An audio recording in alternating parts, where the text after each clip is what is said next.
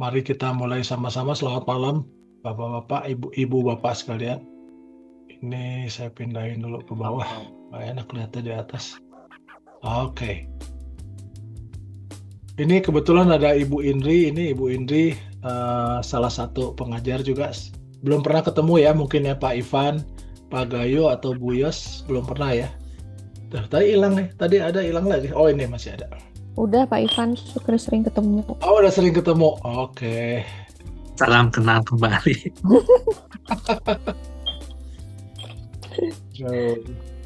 Ini kenapa jelek banget punya saya? Ini nggak mau goyang deh. Ya udahlah, biarin. Baik, kita mulai saja. Hari ini kita akan ngobrol tentang apa yang telah kita lakukan kemarin, begitu. Nah, lalu nanti akan ada diskusi ya. Seperti biasa kita harus berdiskusi supaya seru. Dulu dikit ya. Baik, saya mulai. Kenapa nggak mau dia? Oke. Seperti biasa ya, saya selalu menayangkan ini dulu. No stupid student, but the teacher failed to teach. Ini buat saya sih penting ya, karena mengingatkan saya bahwa kalau saya mengajar itu harusnya bisa menyampaikan pesan pada ibu bapak sekalian. Kalau saya nggak bisa menyampaikan pesannya, berarti saya yang kurang baik, saya yang kurang bisa memberikan, kurang bisa menyampaikannya. Jadi saya selalu berusaha setiap semester, setiap tahun saya berusaha lain begitu, supaya semuanya dapat, karena setiap semester pasti berbeda kan, jadi caranya berbeda. Kalau kemarin itu banyak yang dari IAI, dari profesional, sehingga lalu ceritanya juga lain. Jadi pada intinya tiap semester harus mau nggak mau lain. Kalau ada yang ingin dipertanyakan, nanti silahkan bertanya saja ya. Ini acara kita hari ini diskusi ketiga sekarang. Ini tentang uji isu. Jadi isu-isunya kita uji dengan objek material, objek formal, dan MNSS. MNSS ini singkatan dari Minimum Necessary Spatial Structure. Kalau bahasa Indonesia yang gampangnya sih sebenarnya mudah, nyaman, sehat, selamat. Kurang lebih ya, tapi bukan itu sih, itu terlalu kecil. Kita langsung saja mulai. Di sini gambaran apa yang akan kita pelajari bersama. Ini ada 4 blok begitu. Blok 1 itu kita bersihkan, kemarin kita udah ngobrol ya. Kita bersihkan popular fallacy, jadi popular belief itu juga kita bersihkan supaya jangan sampai itu masuk ke dalam pengajaran ngobrol kita ya. Jadi blok 1 kita bersihkan lagi, selalu saya akan berusaha selalu membersihkan itu, karena kalau tidak dibersihkan nanti kita keliru terus. Ini saya belum bisa lihat yang hadir, sebentar ya, siapa aja yang hadir. Ini dia view-nya. Oke, speaker udah side by side gallery standarnya. Oh, tetap nggak kelihatan, maafkan. Oh, ini dia bisa. Moga-moga bisa. Blok kedua kita akan mencoba kategori-kategori tadi kita stabilkan ya. Jadi nanti kalau ada yang false kategori itu juga bisa kita minimizir gitu ya. Lalu nanti blok 3 dan blok 4 ini sesudah UTS, jadi bukan sekarang. Ini blok 3 dan 4 sesudah UTS. Jadi nanti kita akan membangun argumen di sana. Lalu kemudian blok 4 tempatkannya di dalam keilmuan. Saya lanjut ya, Bu Bapak. Ups, nggak mau lagi. Yes. Nah, sebenarnya ada ini P itu pertemuan 1, 2, 3, 4, dan 5 sampai ke 6 ya.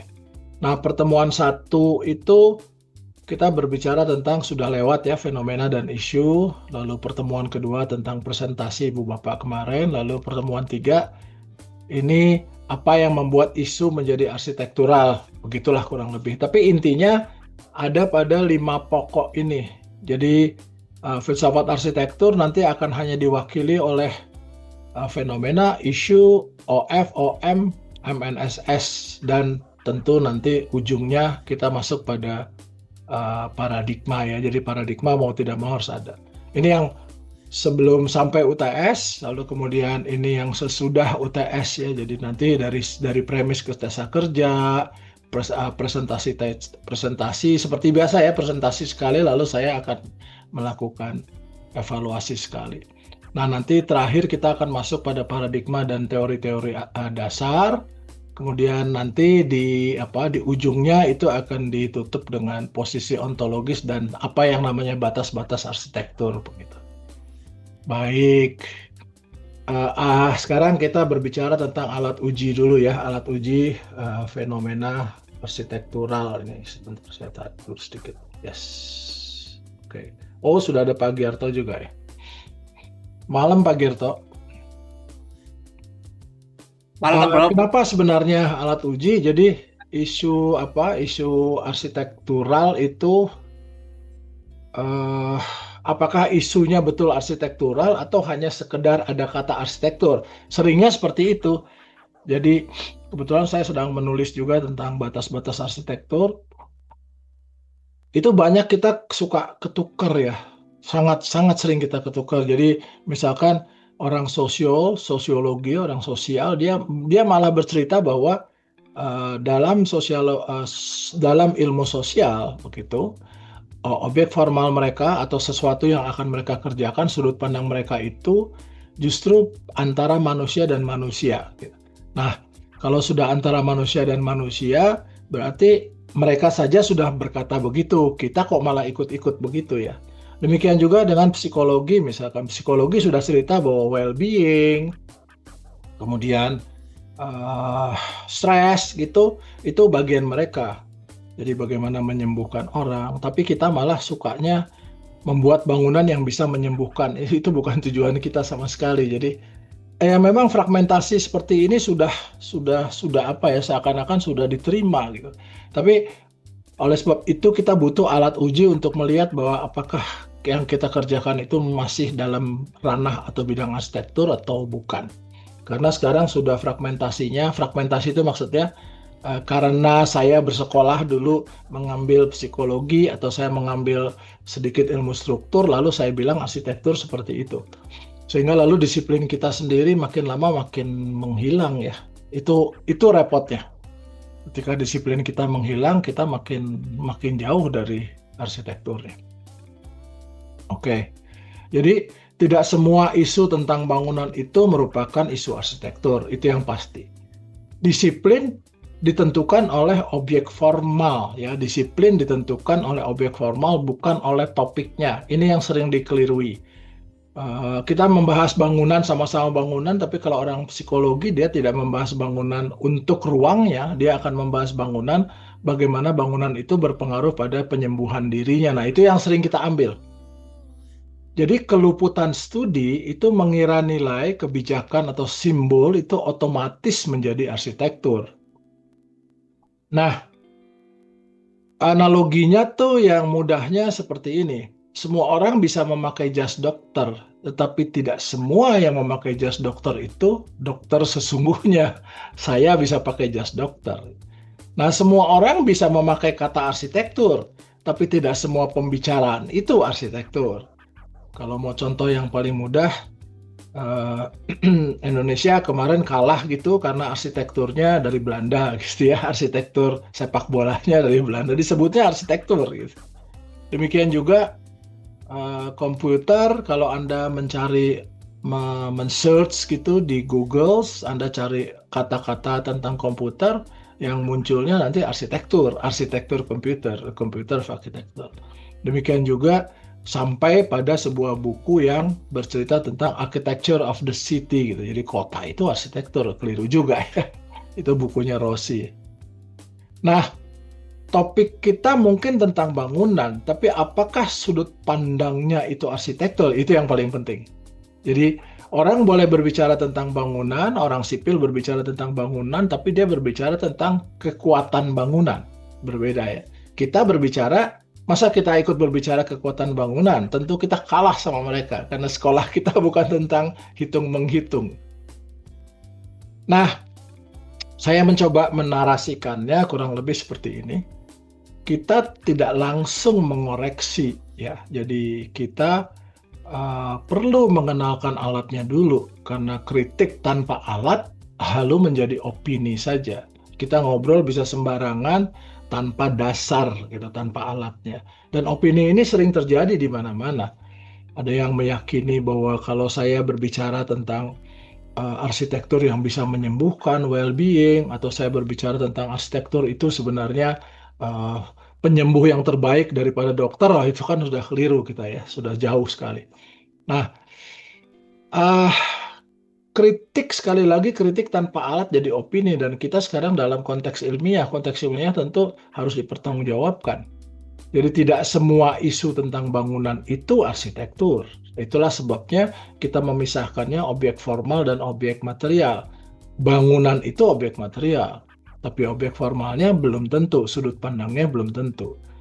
Nah, misalkan contoh regulasi, ini Ibu Yos ya Bu ya, nggak apa-apa kita ngobrol sedikit. Regulasi tentang tambang bangunan itu belum tentu arsitektur, bisa jadi itu dipelajari dalam kebijakan-kebijakan.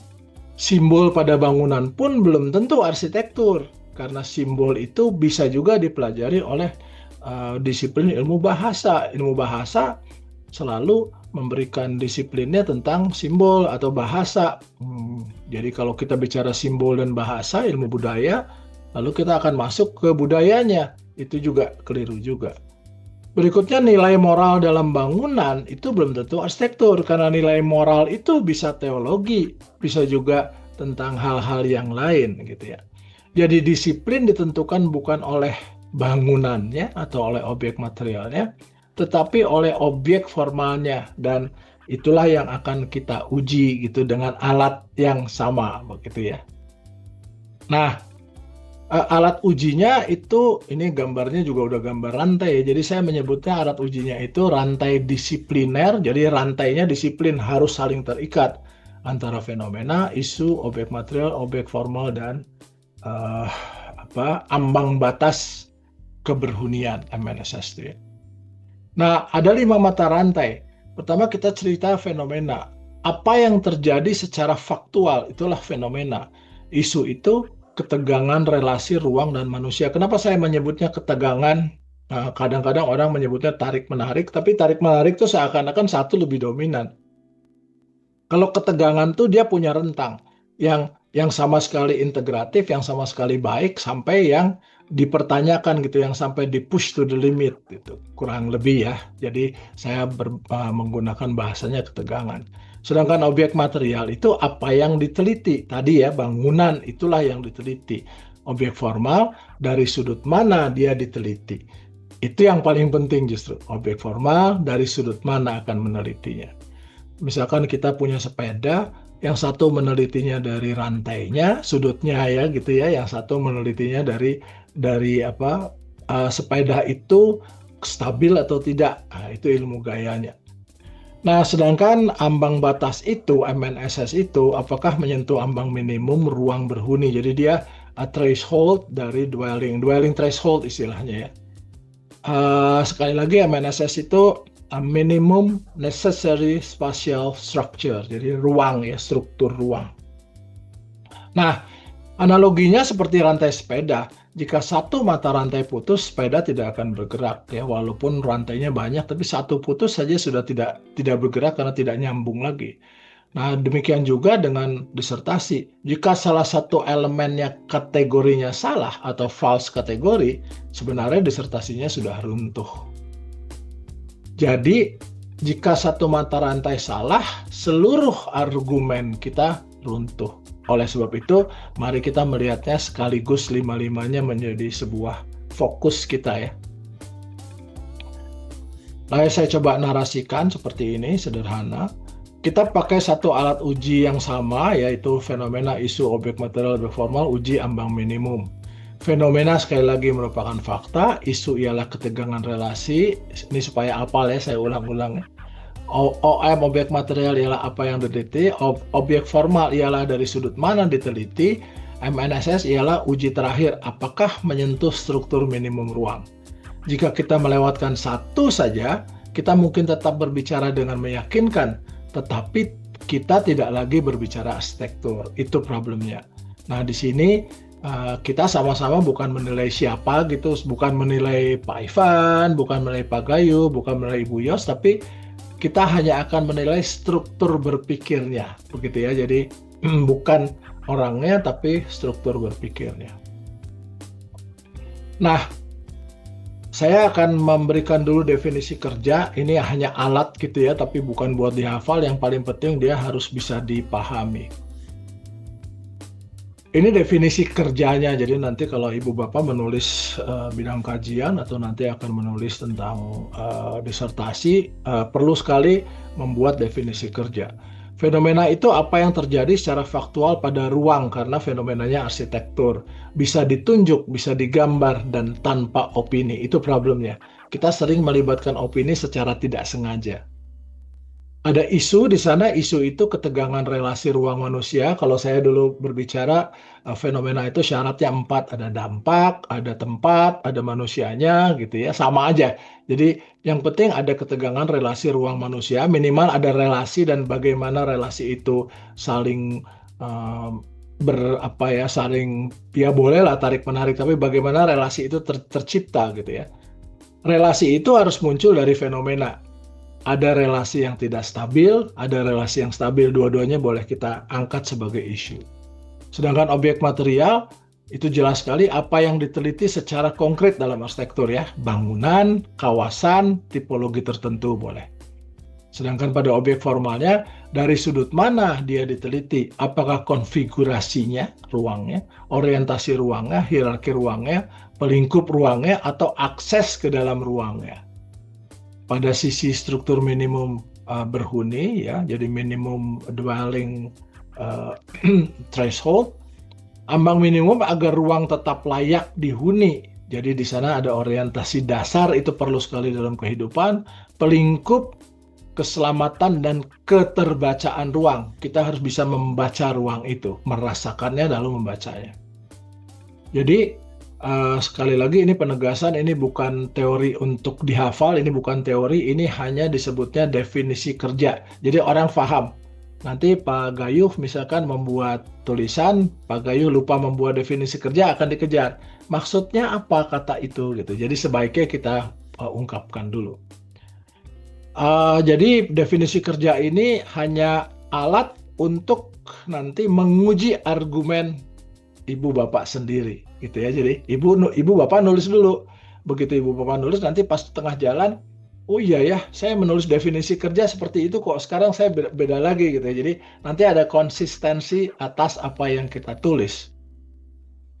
Jika kita tidak bisa menunjuk ruangnya, kita belum berbicara arsitektur. Karena pada dasarnya, saya nggak sebut ontologi, hakikat terciptanya sebuah arsitektur itu karena ada ruang untuk dipakai aktivitas alias berhuni, alias dwellings. Jadi berhuni itu bukan hanya tinggal ya. Baik, kalau kita narasikan seperti ini, kita nggak boleh ngafalin gitu ya.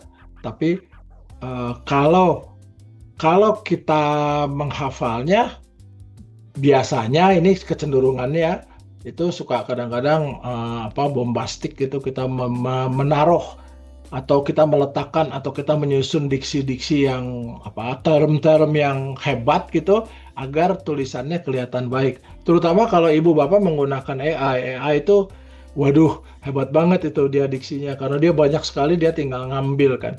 Ngambil lalu disatukan. Jangan lupa bahwa AI itu halu, AI itu tidak punya tanggung jawab karena dia tidak bertanggung jawab, jadi dia mengeluarkan arti apapun juga boleh. Misalkan saya sukanya tentang bangunan dan well-being, dia akan mencarikan bahwa pokoknya well-being itu cocok banget dengan arsitektur. Karena dia tidak punya tanggung jawab ontologis, dia tidak punya tanggung jawab untuk hakikat sama sekali. AI itu hanya berfungsi betul-betul apa yang ada di dalam database dia, lalu database itu disesuaikan dengan algoritma orang yang membuatnya. Algoritma orang yang membuatnya itu maksudnya begini, kalau Pak Gayuh atau Pak Ivan bercerita, Pak Ivan contohnya masjid, masuknya selalu masjid, jadi segala sesuatu yang dekat dengan masjid akan dikeluarkan langsung di sana. Sehingga lalu dengan mudahnya. Dan saya dengan mudah membedakan yang mana yang AI plug gitu, yang mana yang subjek yang berpikir. Jadi AI hanya membantu kita mempercepat atau tulisan kita menjadi baik, tapi AI tidak akan bisa sama sekali memberikan sebuah ide. Itu kekurangannya AI ya. Tapi kelebihannya dia lebih cepat dari kita. Nah, jadi mari kita menggunakannya AI itu juga untuk menguji diri ya. Jadi kalau fenomena kita tidak bisa digambar, itu bukan fenomena arsitektur. Karena kita bicara ruang dan kita bicara kenyataan. Kalau isu kita tidak bisa menyentuh relasi ruang dan manusia, itu cenderung bukan isu arsitektur. Nah, kalau objek formal kita bergeser, disiplin kita ikut bergeser, maka kita jadi belum stabil. Dan jika isu kita tidak menyentuh struktur minimum berhuni tadi ya, minimum spatial structure, dwellings, bisa jadi isu kita hanya artikulasi tambahannya, cenderung bukan inti arsitekturnya. Ini yang pelan-pelan ya. Nah, mengapa pada P3 pertemuan ketiga ini kita menguji isu? Ini yang saya ingin sampaikan dulu. Kita tidak mengevaluasi isu, tidak hanya mengevaluasi isu penelitian Ibu Bapak ya. Kita sedang belajar filsafat arsitektur dalam praktik penelitian. Jadi dalam praktik penelitian salah satunya ialah mengevaluasi isu. Gitu. Filsafat arsitektur itu bertanya, apa sebenarnya objek pengetahuan arsitektur? Oleh sebab itu, alat ini akan bertanya juga, apakah isunya Pak Gayu, isunya Pak Ivan, isunya Bu Yosnita itu memang masih masuk dalam pengetahuan arsitektur. Karena itu, saya mencoba bukan merumuskan ya, tapi merepresentasikan filsafat arsitektur dengan hal yang paling mudah dan sangat berhubungan dengan arsitektur, yaitu fenomena, isu, OM, OF, dan struktur minimum. Jadi itu yang kita pakai. Ibu Bapak secara tidak langsung sudah belajar apa yang namanya hakikat, apa yang namanya epistemik, apa yang namanya aksiologi, begitu. Nah, analoginya sederhana, semua orang bisa berbicara tentang kesehatan, tetapi dokter berbicara dari sudut pandang medis. Beda ya. Kita berbicara kesehatan yang nggak masuk akal karena kita tidak belajar tentang ilmu kesehatan. Semua orang bisa berbicara tentang bangunan, tapi arsitektur berbicara dari sudut pandang ruang berhuni. Sipil berbicara tentang bangunan, tapi berbicara dari sudut pandang kestabilan dan kekuatan struktur. Seorang fisika, ahli fisika, dia berbicara tentang bangunan, dia berbicara tentang fisika bangunan. Jadi objek formalnya, sudut pandangnya sangat berbeda. Kita paling sering loncat-loncat disiplin. Paling sangat sering gitu. Itu yang kecenderungan karena arsitektur seakan-akan tidak punya sesuatu dan orang belum paham banget tentang ruang, lalu menarik ya, seksi kalau kita lompat gitu. Karena memang dari dulu sudah begitu. Banyaknya pada lompat. Nah, jika kita tidak bisa menunjuk ruangnya, kita belum berbicara arsitektur. Sekali lagi, saya sih ya bersikeras bahwa arsitektur itu ada ruang dan ada batas-batas ruang.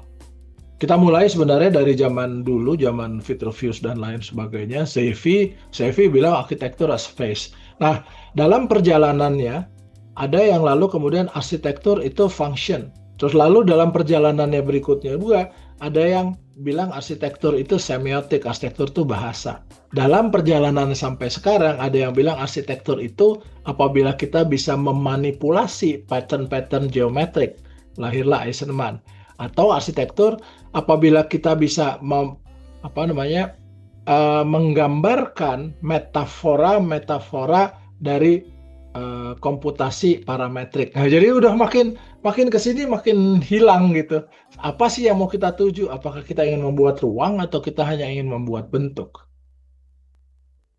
Nah, batas arsitektur mengapa sih ambang batas keberhunian begitu ya? Arsitektur karena selalu berkaitan dengan relasi manusia dan ruang berhuni. Karena itu selalu bertanya, apakah isu ini menyentuh struktur minimum berhuni? Karena relasi antara manusia dan berhuni. Itu yang paling penting. Jadi minimum necessary spatial structure itu ambang minimum agar ruang itu layak dihuni. Bagaimana caranya dia layak dihuni? Ada orientasinya, ada pelingkupnya, ada keselamatannya, dan ada keterbacaan ruang. Ini yang sangat mendasar. Jadi posisi filsafat arsitektur itu ya, filsafat arsitektur itu membantu kita menentukan objek formal sebuah disiplin. Ini di mana-mana baku ya. Lalu membedakan arsitektur dan non-arsitektur, lalu yang paling penting sekarang menjaga batas ilmu. Ketika arsitektur jatuh ke dalam ilmu lain, tergelincir ya, slippery dalam ilmu lain, kita tidak memberikan kontribusi terhadap pengembangan ilmu kita sendiri. Ini yang sangat repot. Jadi tanpa batas disiplin, penelitian lalu menjadi opini. Orang yang berangkat dengan yang tergelincir, dia tidak bercerita tentang batas disiplinnya, dia hanya melihat opini dari sisi arsitektur. Baik, agar tidak salah paham begitu ya ibu bapak sekalian, saya gunakan analogi sederhana ya. 5 tadi ya, rantai tadi. Fenomena. Seperti kita melihat hujan turun, itu fakta, tapi itu belum jadi masalah. Isunya yang menjadi masalahnya, hujan menyebabkan banjir, sehingga relasi kita dalam berhuni terganggu. Kurang lebih ya. Objek materialnya apa yang diteliti? Apakah sungai A atau kota B atau hujan C? Bisa juga gitu. Lalu objek formal dari sudut mana kalau kita ingin meneliti sungai? Kalau dari hidrologi, kita masuknya sipil. Kalau dari tata kota, kita masuknya planologi. Kalau dari perilaku warga, kita masuknya ilmu sosial gitu ya. Ini harus kita pahami dulu. Sedangkan struktur minimum ontologi itulah yang menentukan apakah banjir itu membuat rumah kita tidak layak huni, itu pertanyaannya. Sehingga lalu topiknya bisa sama, sungai, sudut pandangnya itu menentukan disiplin. Topiknya bisa sama, bangunan, tetapi belum tentu semuanya arsitektur. Sipil juga masuk dalam bangunan. Jadi, bayangkan hujan turun itu sebuah fenomena. Jika hujan menyebabkan banjir, lalu itu menjadi isu. Jika kita meneliti sungai tertentu, itu objek materialnya. Jika kita menelitinya dari sudut hidrologi, kita masuk disiplin teknik sipil. Jika dari sudut konfigurasi kota, kita aman di arsitektur. Mengapa? Karena ada konfigurasi ruang kota. Dan jika banjir membuat rumah tidak layak dihuni, kita mulai menyentuh struktur minimum berhuni. Topiknya sama, sudut pandangnya menentukan disiplinnya. Sekarang kita masuk pada evaluasi ibu bapak sekalian yang kemarin saya ibu bapak presentasi, saya mendapatkan gambarannya. Kalau nanti kurang paham, boleh bertanya langsung ya. Yang pertama tentang regulasi ideologi dan keadilan spasial. Fenomena yang diutarakan kemarin itu sangat valid. Ada regulasi kota, ada aturan zonasi kontrol ruang, ada kebijakan tata kota. Ini sebuah fenomena yang faktual. Oke, fenomenanya valid begitu ya. Nah, ada ketegangan juga kan, lalu kritik terhadap kekuasaan. Nah, ketegangannya bukan ketegangan ruang kemarin dibahasnya, kritik terhadap kekuasaan, ideologi kontrol, keadilan spasial. Jadi pertanyaannya, apakah ini ketegangan ruang dan manusia atau ketegangan kuasa dan masyarakat? Kita akan masuk ilmu sosial. Jadi kalau kita audit dengan OM dan OF itu OM-nya kota, betul, objek material tentang kota atau kawasan bagian kota. Kotanya biasanya kita melakukannya pada kawasan bagian kota. Urban design itu kawasannya, jadi bukan keseluruhan kota. Objek formalnya yang tersirat kemarin itu adalah ideologi dan kebijakan. Jadi jika OF-nya kebijakan, objek formal maksudnya, apakah kita sedang berada di ilmu politik? Gitu ya, itu pertanyaan ya kan, karena kebijakan itu dibuatnya oleh DPR, ilmu politik kan, kebijakan-kebijakan oleh pemerintah daerah, oleh kepala dinas gitu ya, tapi itu bukan arsitekturnya. Jadi topiknya bisa sama, sudut pandangnya menentukan disiplin sekali lagi. Nah, kita tidak mengatakan sama sekali isu ini tidak penting, isunya penting. Kita mengatakan bahwa harus menguji kategorinya, apakah kategorinya false atau kategorinya memang kategori benar arsitektur.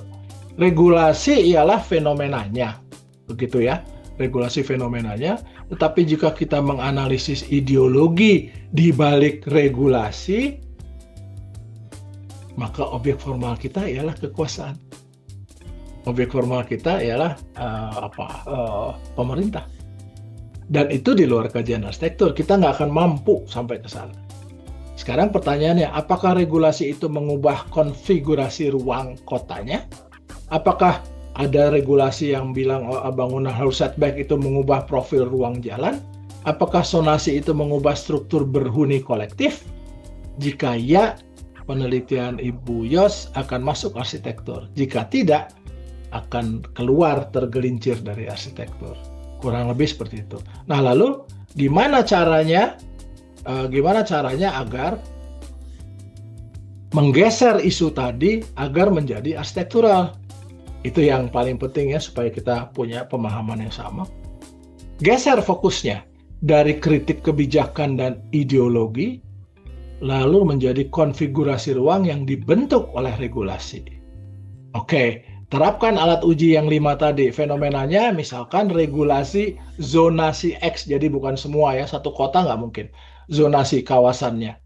Ketegangan relasi, isunya ketegangan relasi ruang akibat zonasi. Perhatikan, fenomenanya zonasi, isunya akibat zonasi. Lalu objek materialnya kawasan A misalkan gitu ya. Nah, objek formalnya, ini yang paling menarik, objek formal ini yang arsitektural, konfigurasi massa, setback, profil ruang jalan. Itu betul-betul tentang ruang.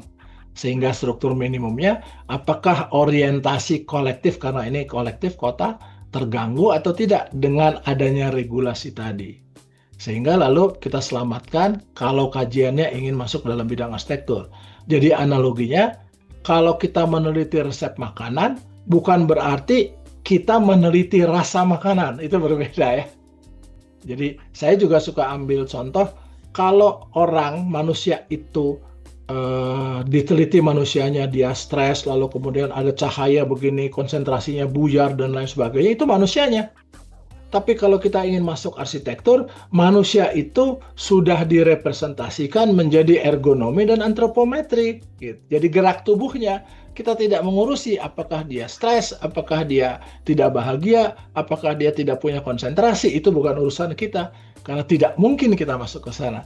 Urusan kita ialah ketika dia bergerak di dalam ruangan, ergonomi, ketika dia bergerak di dalam ruangan ke arah semuanya, antropometrinya, itu urusan arsitektur. Jadi penghunian tuh, dwellings tuh di situ maksudnya.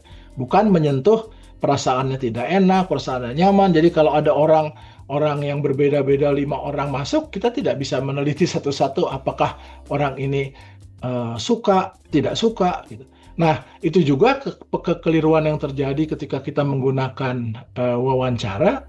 Kita mencari wawancaranya itu kadang-kadang nanya orangnya, pendapat orangnya.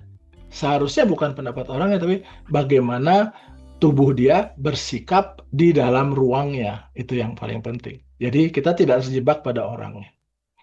Jadi, jika kita meneliti teksnya, ini kembali lagi pada regulasi, teks regulasinya kita teliti, kita berada di dalam disiplin hukum, karena lalu menjadi aturan. Tapi ketika kita meneliti ruangnya, kita ada di dalam disiplin arsitektur. Begitu ya, Ibu Yos ya? Ya, Jadi, Prof. Gimana, Bu? Iya, terima kasih. Ya. Berasa dicenayangin dari mulai kuliah tadi. Seminggu Jadi- ini nggak bisa move on, masih mikirin. nggak apa-apa, Bu. Ya, tapi alhamdulillah, ya.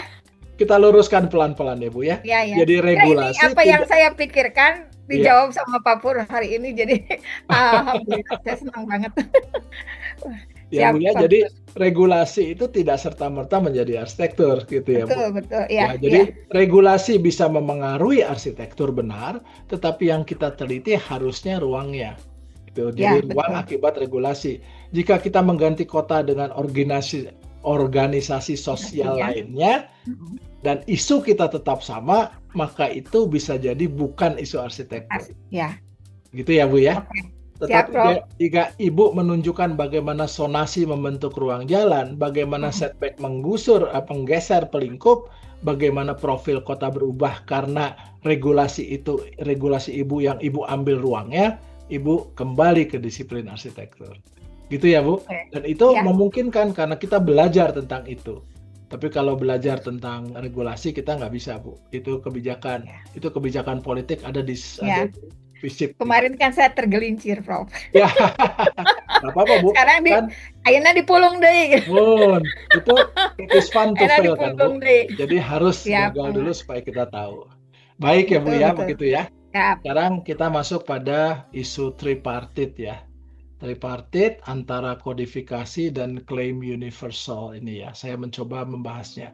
Kalau kurang paham silahkan ya Pak Gayu. Pak Gayunya hilang masih ada? Masih ada Pak Gayu? Masih, oke. Baik. Fenomenanya banyak bangunan vernakular, memiliki pembagian vertikal, terdapat pola kepala badan kaki pada beberapa tradisi. Saya menyebutnya pada beberapa tradisi ya Pak Gayu. Ini fenomena komposisional dan fenomena ini valid. Oke. Lalu ketika kita masuk pada isu, kita ingin mengkodifikasi proporsi tripartit seluruh vernakular di Indonesia, mencari generalisasi nasional, kita punya masalah. Masalahnya, apakah semua vernakular tripartit? Belum tentu. Gitu ya. Yang rumah kubu, rumah-rumah di timur-timur itu semuanya tidak ada kepala badan kakinya. Nah, masalah duanya, apakah tripartit itu merupakan struktur minimum berhuni? Tidak juga. Kalau saya coret kata tripartitnya, berhuninya tetap. Nggak akan ada perubahan gitu ya. Oke. Kecuali Bapak bisa membuktikan bahwa tripartit itu sangat berpengaruh pada keberhunian. Nah, lalu kita melakukan audit OM sama OF-nya. OM-nya itu seluruh bangunan vernakular di Indonesia itu luas sekali dan sulit terkontrol. Jadi kalau kita membuat generalisasi kodifikasi susah. Karena kodifikasi itu hanya akan transformability, jadi hanya akan sampai sana. Kecuali kalau Bapak berbicara kodifikasi dan numerik, ya dalam angka komputer misalkan, saya bisa membuat kodifikasi yang berlaku sama karena angka berlaku sama secara internasional. Gitu ya Pak Gayu ya? Oke. Dari OF yang tersirat kemarin, objek formal yang tersirat, proporsi tripartit sebagai struktur universal. Di sini rantainya putus, Pak. Kenapa? Karena yang universal itu numerik, Pak. Tapi kalau proporsinya itu nggak pernah universal. Gitu ya, Pak ya. Kurang lebih. Sehingga komposisi mengayakan arsitektur. Saya setuju, komposisi bagus. Ya. Tapi bukan syarat keberadaan si ruangnya tadi. Gitu. Komposisi bukan syarat keberadaan ruang. Baik, jadi kalau kita narasikan, pertama gini, tripartit merupakan artikulasi bentuk. Bisa kuat secara budaya, bisa dominan dalam sejarah, tetapi itu tidak membuatnya menjadi hakikat ruang. Pertanyaan paling sederhana, jika kepala, badan, kaki dihapus, apakah manusia tidak bisa berhuni? Bisa, karena ada bangunan yang tidak ada kepala, badan, kakinya. Apakah orientasinya hilang? Tidak juga. Apakah pelingkupnya runtuh? Tidak juga. Jadi, kalau kita hanya berbicara tentang itu, kita hanya berbicara tentang komunikasi. Kita akan masuk pada studi estetik jadinya, Pak. Estetik itu seni rupa ya, Pak ya. Jika jawabannya tidak, maka tripartit bukan struktur minimum. Dan kita menjadikannya, apalagi kalau kita menjadikannya universal nasional, agak sulit pasti. Kita melakukan dua keluputan. Pertama, generalisasi. Ketika Bapak berbicara tripartit yang non-numerik, kita tidak bisa melakukan generalisasi. Yang bisa kita lakukan transferability, mentransferkan sesuatu ke sesuatu. Dan Bapak melakukan ontologisasi komposisi. Jadi komposisi dijadikan hakikat, padahal komposisi bukan hakikat ruang, gitu. Oke. Lalu gimana caranya menggeser isu tripartit agar tidak runtuh? Ini yang paling penting ya Pak. Saya mencoba meluruskannya saja. Geser fokusnya dari kodifikasi universal tripartit Indonesia misalkan ke analisis relasi vertikal ya Pak ya, ke atas, tripartit kan ke atas Pak ya, bukan horizontal, dan hierarki ruang pada tipologi tertentu ya tipologinya gitu. Itu masih bisa masuk. Terapkan alat ujinya, fenomenanya, pembagian vertikal pada tipologi tertentu X. Lalu bagaimana artikulasi vertikal membentuk hierarki ruang? Vertikalnya fenomena, lalu fenomena menjadi isu. Bagaimana artikulasi vertikal dihubungkan dengan ruang, gitu ya Pak, dengan hierarki ruang, orientasi ruang, konfigurasi ruang, pola ruang, silahkan. Lalu OM-nya kita ambilnya kita batasi Pak, tipologi tertentu, misalkan tipologi yang ada tripartitnya begitu. Nah, lalu objek formalnya ada relasi antara vertikalitas tadi dengan hierarki ruang misalnya, salah satu saja hierarki ruang. Bapak kembali lagi pada arsitektur sehingga struktur minimumnya apakah relasi vertikal memengaruhi orientasi pelingkup, tinggal Bapak berikan potongannya, pengaruhnya jelas gitu ya Pak.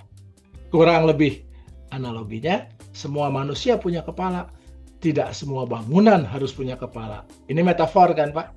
Ketika kita memetaforkan manusia ke dalam bangunan, nggak semua bangunan loh punya kepala gitu. Jadi metafornya manusia, tapi ke bangunan. Jadi agak keliru sedikit ya. Tapi memang ini dimulai ketika orang antroposentris. Jadi waktu zaman dulu orang belum paham tentang pengetahuan geometri, lalu apa yang dia metaforkan ya tubuhnya sendiri. Memang betul itu. Jadi selalu seperti itu. Sampai sekarang di Bali pun masih begitu ya Pak ya, memetaforkannya pada tubuhnya. Nah, kebetulan cocok.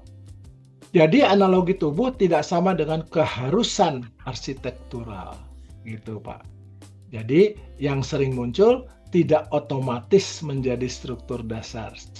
Tripartit selalu muncul di mana-mana di arsitektur vernakular, tapi tidak otomatis dia lalu menjadi sebuah struktur dasar. Gitu, kurang lebih. Moga-moga mudah ya Pak. Nah, jika Bapak ingin meneliti tripartit, sebaiknya hindari klaim universal. Sudah pasti akan berbeda. Lalu batasi objek materialnya, tentukan objek material secara jelas. Lalu kita menganalisis bagaimana relasi vertikal tadi, karena dia itu relasinya vertikal kan Pak ya, membentuk hierarki ruang. Bahkan mungkin tripartit bisa juga horizontal mungkin, tapi kalau kepala badan kaki pasti berdiri.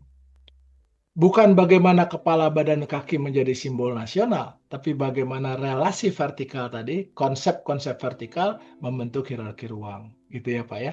Jika Bapak tidak membatasi, disertasi akan melebar dan runtuh dulu sebelum diuji, karena makin melebar makin variabelnya makin sulit dicari gitu. Ingat rantainya, fenomena, isu, OM, OVM, struktur minimum. Jika OF merupakan proporsi universal, rantainya putus karena dia terikat dengan fenomena dan isunya. Gitu Pak Gayu. Baik, sekarang saya masuk pada isu masjid inklusif. Ini isunya Pak Ivan. Ini tuh nilai moral atau struktur ruang? Pertanyaan sederhananya ya. Jadi fenomenanya valid, muncul tipologi masjid kontemporer, ada ruang perempuan berbeda posisi, ada ketegangan antara pembaharuan dan tradisi, ini fenomenanya spasial, valid, oke. Begitu kita masuk isunya, baru objek formalnya, ketegangan pembaharuan tipologi, ada inklusivitas gender, ada pertanyaan auditnya, apakah ini ketegangan antara ruang dan manusia, atau ketegangan nilai komunitas sosial? Nilai-nilai komunitas. Kalau baru kita audit OM-nya, masjid tertentu baik bisa kita batasi, OF-nya masih kabur. Apakah ide inklusivitas itu ide ruang atau ide inklusivitas itu sebuah ide nilai-nilai sosial? Itu ya, satu Pak Ivan. Lalu apakah Bapak bercerita tentang teologi, begitu nilai-nilai teologi bahwa itu harus dimiliki oleh semua dan harus adil? Atau Bapak bercerita tentang konfigurasi ruang. Jika objek formalnya ideologi gender, rantai kita putus, Pak. Kenapa? Fenomenanya berbeda, gitu ya, isunya berbeda, kurang lebih. Nah, nilai bisa penting, tetapi isu arsitektur harus diuji melalui ruang. Begitu saya bilang, kalau ideologi, itu kan kita masuknya pada teologi, berarti ya Pak ya, jadi bukan pada ruangnya. Narasinya begini Pak, masjid inklusif merupakan topik penting, yes penting sekali, tapi penting secara sosial belum tentu arsitektural, ya Pak ya. Jadi segala sesuatu itu kan nilai inklusif itu sosial kan Pak, jadi berlaku untuk kalau kita bikin mall, kalau kita bikin, jadi dia berlaku sebagai sebuah kebijakan publik atau ideologi tentang kalau bikin bangunan inklusif dong, jangan eksklusif gitu ya, itu kan berlaku nilai sosial, bukan ruangnya. Jadi itu harus kita terjemahkan dulu menjadi ruang. Jika kita berbicara tentang hak perempuan, kan ya keadilan, ini critical Jadi namanya kajian paradigma kritikal. Kita berada di etika sosial masyarakat.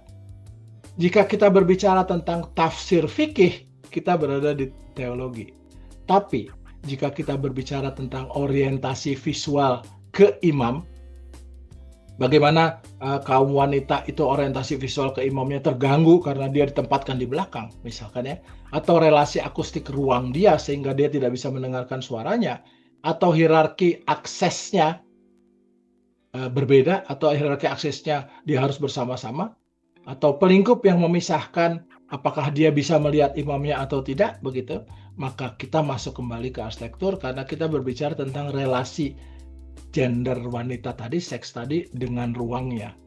Jadi nilai bisa menjadi latar, tetapi yang kita uji ruangnya. Nilainya jadi latar. Nah, kadang-kadang penelitian-penelitian yang kalau dilakukan seperti ini, bangunannya, masjidnya menjadi latar. Tapi Pak Ivan akan meneliti nilainya sebagai formalnya, gitu Pak. Masjidnya hanya latarnya. Sebaliknya, Bapak harus bisa membuat nilai-nilai gender tadi menjadi latar, tapi yang Bapak uji ruangnya. Gitu ya Pak ya, itu formalnya. Jadi, gimana caranya menjadikan isunya benar-benar arsitektural? Sama Pak, geser fokusnya. Dari masjid harus inklusif ke bagaimana konfigurasi ruang membentuk relasi jamaahnya dengan baik antara gender, laki dan perempuan. Gitu. Lalu terapkan alat ujinya. Pertama, fenomenanya. Ruang perempuan pada Masjid X berada di mezanin tertutup, misalkan fenomenanya. Tertutup nih Pak ya. Lalu ketegangan relasi visual audial jamaah perempuan terhadap ruang utama. Kita bilang ruang perempuan sebagai fenomena, lalu kemudian audial jamaah perempuan terhadap ruang utama, yang masih dua-duanya ketegangannya. Ada ketegangan di sana, ada masalah di sana. Objek materialnya Masjid X kita batasi saja 2 atau 3. Lalu objek formalnya konfigurasi ruang, orientasi ruang, pelingkup ruang, hierarki akses gender X terhadap ruangnya. Gitu Pak. Dari struktur minimumnya, apakah orientasi jamaahnya yang tadi X tadi terganggu? Ya. Lalu kemudian apakah kesatuan ruang ibadahnya menjadi terpecah-pecah, terfragmentasi, berarti masjid kita terpecah-pecah juga. Itu masalahnya. Gitu. Tapi masalahnya arsitektural ruang. Analoginya mengatakan inklusif tanpa mengubah ruangnya, seperti mengatakan makanan sehat tapi tidak melihat kandungan gizinya. Ini bukan MBG ya Pak ya. Tapi kurang lebih begitu. Jadi kita bilang ini makanan sehat, tapi kita nggak pernah ngelihat gizinya seperti apa. Jadi kurang lebih gitu Pak. Inklusifnya jadi berbeda. Jadi nilai tidak otomatis menjadi struktur ruang. Kurang lebih begitu. Sehingga arsitektur tidak inklusif karena niatnya, bukan niat inklusifnya, tapi inklusif karena konfigurasinya. Jadi digeser Pak, inklusif itu harus masuk menjadi konfigurasi ruang. Begitu ya Pak Ivan ya? Ya, Oke. baik, Pak Pur. Jika ingin meneliti masjid inklusif, jangan berhenti pada nilai. Tunjukkan di mana ruang perempuan. Tunjukkan nilai tadi lalu menjadi struktur ruang. Bagaimana orientasinya? Tunjukkan menjadi struktur ruang orientasi. Bagaimana relasi visual dan akustiknya? Tunjukkan nilai inklusif tadi dalam relasi visual. Tunjukkan juga bagaimana hierarki aksesnya. Jangan sampai meneliti inklusif, ini yang sering dilakukan sekarang, ada kekeliruan. Inklusifnya itu lalu diukur Pak. Ada ini, oh ini udah inklusif. Nah itu kita bukan bercerita tentang arsitektur, itu Pak. Kita bercerita tentang nilai sosial yang kita terapkan dan kita audit. Jadi kita mengaudit nilai sosialnya sudah ada atau belum, gitu Pak. Beda ya. Jadi jika bisa menggambar ketegangan, kestabilan, pergeseran pada ruangnya, itu arsitektur. Jika tidak, kita sedang berbicara tentang ideologi nilai, ideologi inklusif, ideologi sosial, ideologi nilai masyarakat, dan itu disiplin ilmu kemasyarakatan. Kurang lebih ya Pak ya. Ya. Terima kasih Pak Pur. Sama-sama Pak. Jadi ada 3 isu, saya menggunakan satu alat uji di mana rantainya terputus, mari kita lihat. Isu regulasi, fenomenanya aturan kota, masalah utamanya objek formalnya ideologi. Jadi rantainya putus bahwa objek formal di luar disiplin.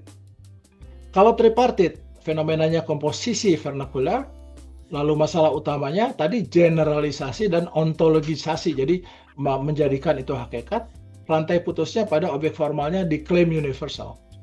Sedangkan kalau inklusivitas gender, ruang perempuan, potensinya normatif ya Pak, nilai-nilai. Sehingga objek formalnya belum jelas secara keruangannya. Jadi hanya pada nilai-nilainya. Itu kita kelirunya suka di sana. Jadi pola kemelesetannya sama. Pertama, mengubah nilai menjadi struktur ruang. Mengubah komposisi menjadi kehakikatan ruang. Mengaburkan objek formal menjadi nilai gitu Pak. Sama ya, jadi tiga-tiganya. Jadi yang menentukan disiplin bukan topiknya, bukan bangunannya masing-masing, bukan kotanya, tetapi sudut pandang kita yang agak meleset. Gitu. Kurang lebih begitu. Nah, topik berbeda, regulasi tripartit majlis inklusif, tapi keluputan sama. Objek formalnya yang masih kabur. Dan ketika objek formal kabur, disiplin kita tidak lagi arsitektur. Jadi hari ini kita tidak menilai topik Ibu Bapak, kita menilai struktur berpikirnya. Saya akan mulai masuk selalu dari sana. Dan alat ini akan dipakai terus sampai akhir semester. Itulah filsafat arsitektur. Kita mempertanyakan mendalam terhadap kriteria-kriteria alatnya. Begitu. Nah, sekarang kalau saya hari ini sudah berbicara, jadi minggu depan Ibu Bapak yang berbicara ya, presentasi di pertemuan kita keempat. Ini dia, instruksinya untuk 4 nanti ya.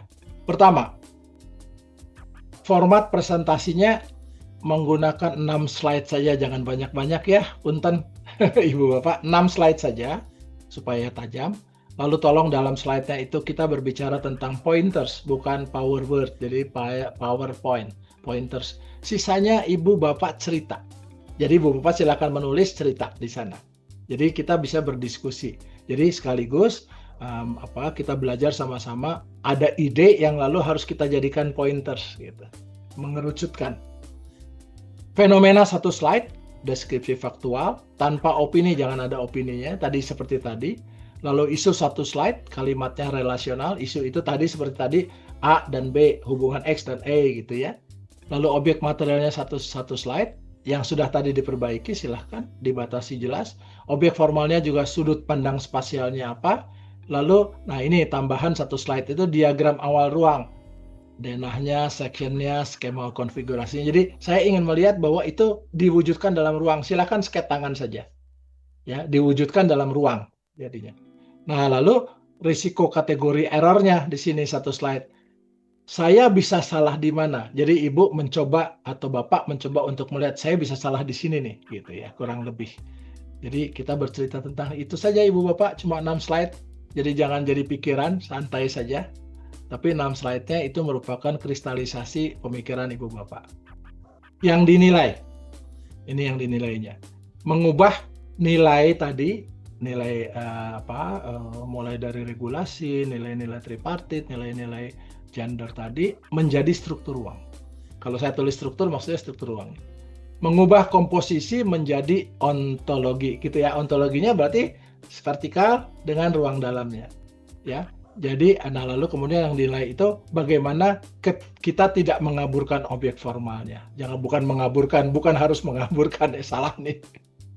Jadi maksudnya gitu. Jadi kita jangan mengubah nilai menjadi struktur, jangan mengubah komposisi menjadi ontologi, jangan mengaburkan objek formalnya.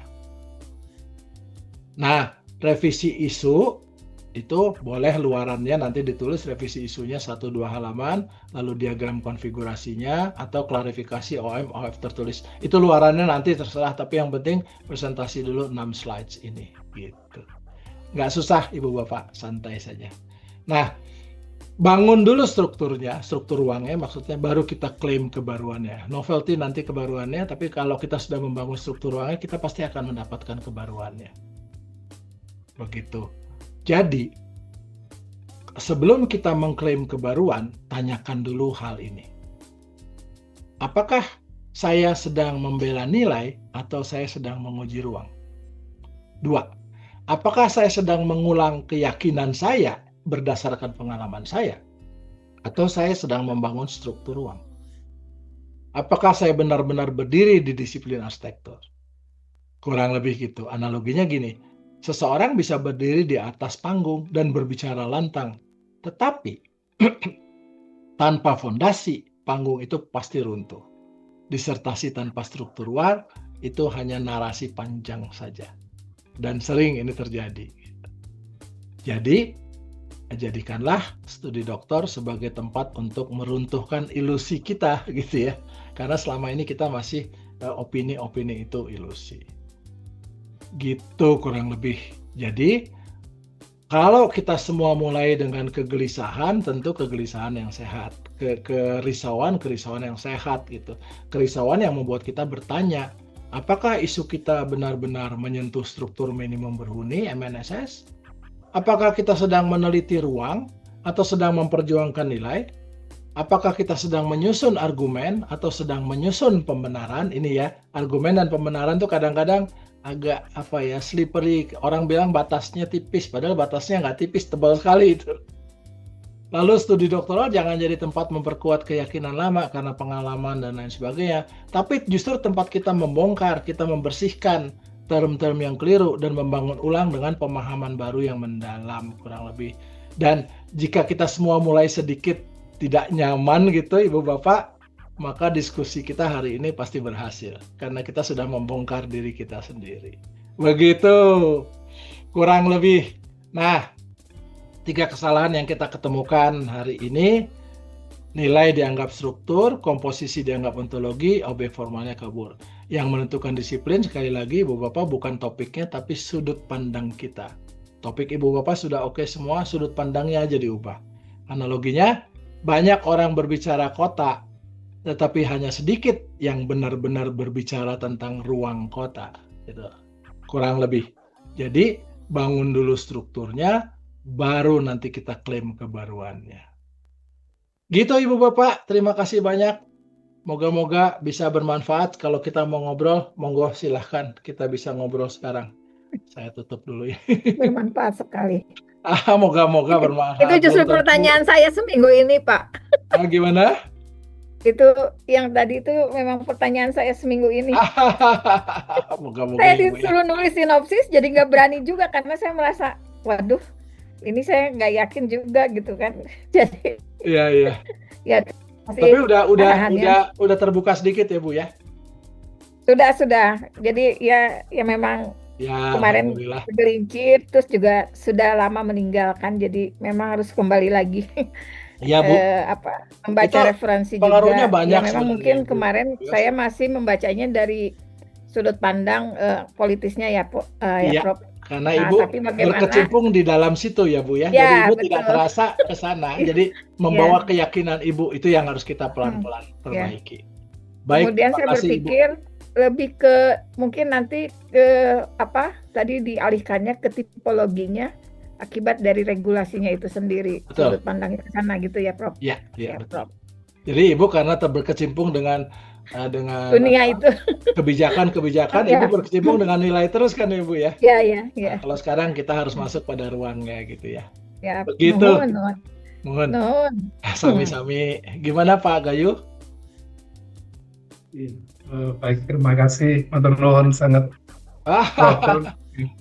Moga-moga nanti tinggal lihat rekamannya, nanti ada langsung rekamannya. Siap. Sama ada satu mungkin yang kalau kita bicara relasi ya, ruang hidup itu untuk, kalau misal ruang itu kan kadang kita juga membuat ruang untuk sesuatu yang sebagai fasilitas kita dalam berhuni ya, misal kayak kalau garasi mobil itu kan satu ruang untuk sebenarnya bukan ruang yang untuk ini ya, untuk sesuatu yang hidup, tetapi fasilitas kita di dalam turunan dari berhuninya. Iya, turunan ya. Itu masuk relasi yang harus kita pikirkan atau kita bicara tentang ininya saja, hal dasarnya saja. Yang intinya terhadap kitanya, Pak, terhadap tubuh kita, Pak. Tapi sekali lagi, Pak ya, tubuh kita jangan perasaannya, Pak ya. Kalau perasaan itu bukan bidang kita. Tubuh kita itu sudah diwakili sejak dulu, sudah diwakili dengan ergonomi dan antropometri, Pak. Sebenarnya sudah diwakili oleh itu. Makanya dibuat itu ya, Pak ya. Jadi gerak kita seperti apa ya, arah gerak. Nah, lalu tubuh kita juga akan terpengaruh pada orientasi ruang, konfigurasi ruang, hierarki ruang itu, Pak. Jadi bukan perasaan kitanya. Jadi kalau Bapak ingin membuat rumah yang well-being, itu rasanya mesti panggil psikolog, Pak. Kita nggak akan bisa. Nah, kalau Bapak menyentuhnya pada permukaan itu yang tripartit, oke, Pak, masukkan tripartitnya ke dalam ruangnya, Pak. Bagaimana pengaruhnya? Gitu. Begitu ya, Pak ya? Pak Ivan, gimana Pak Ivan? Ya, aman. Pak Aman Pur, ya? Sudah. ya intinya saya harus dari artikel yang udah saya download, PR-nya baca, nambah bacaan lagi. Padahal dia, karena kalau kurang ya Pak hasilnya Ivan seperti ini itu. membuat buku tentang masjid dan betul membuat bukunya tentang ruang. Tapi waktu mau meneliti kok jadi lain ya. Nah, berarti nanti setelah dia ini lupa apa yang ada dia edisi tulis. revisi. gitu. Dia tulis apa Barangkali tapi buku nggak dilakukan. ketiga ya, Pak Pur, bisa Gimana? jadi buku ketiga. Bangga. Baik. Ya. Mantap. Cukup ya Ibu Bapak ya. Ini ada teman-teman, Ya, kalau ada yang mau ngobrol silahkan teman-teman boleh. Ini ada Pak Giarto, ini yang angkatan sebelumnya. Ibu Shanti angkatan sebelumnya lagi, Ibu Oce angkatan sebelumnya, Ibu Lio Yuliandini ini sudah lulus, Pak lalu kemudian Oppo itu saya nggak tahu siapa. Baik, kurang lebih gitu ya Ibu Bapak sekalian. Ini lumayan juga, kita hampir sejam lebih ya, berarti 20. Oh ya pas sejam kita ya. Pas sejam, waduh saya ngomong sejam ini kelamaan nih ternyata. Jangan lupa Ibu Bapak yang minggu depan kalau ada masalah tinggal kita ngobrolkan, silahkan di grup apa saja yang harus dilakukan, tapi tadi 6 slides ya. Ini saya nanti akan berikan langsung kepada kepada yang menguploadnya langsung supaya dapat.